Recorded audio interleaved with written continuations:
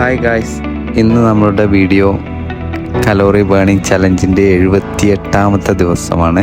കഴിഞ്ഞ വീഡിയോയിൽ സൂചിപ്പിച്ചിട്ടുണ്ടായിരുന്നു മസ്കറ്റിലെ ഒരു 5K അൾട്രാ റണ്ണിങ്ങിൻ്റെ കാര്യം. അപ്പോൾ അതിന് വന്നതാണെന്ന്. അപ്പോൾ അവിടുത്തെ കുറച്ച് വിശേഷങ്ങൾ പങ്കുവെക്കാം നിങ്ങളുമായി. Oh, great. I mean, well, the weather is wonderful and the organization is amazing. Thanks very much for organizing such a beautiful and lovely event. Thanks again.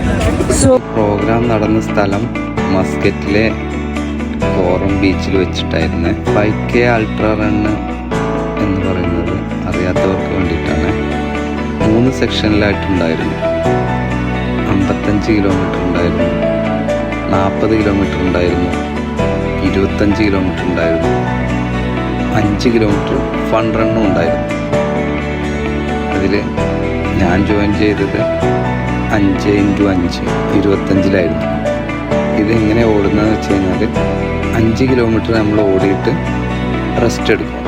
1 അവറിൽ rest എടുത്തതിന് ശേഷം അടുത്ത 1 അവറിലാണ് അടുത്ത 5 ഓടുന്നത്. അങ്ങനെ ആണിത് കംപ്ലീറ്റ് ചെയ്യുന്നത്. 5x5 5 അവർ എടുക്കും.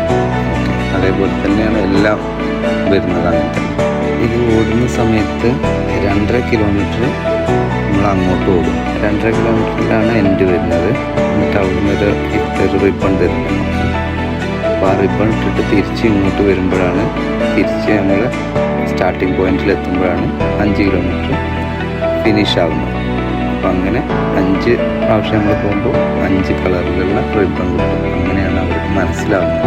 ആദ്യമായിട്ടാണ് ഇങ്ങനത്തെ ഒരു 5K അൾട്രാ റണ്ണിന് പങ്കെടുക്കുന്നത്. അതിയായ സന്തോഷമുണ്ട്.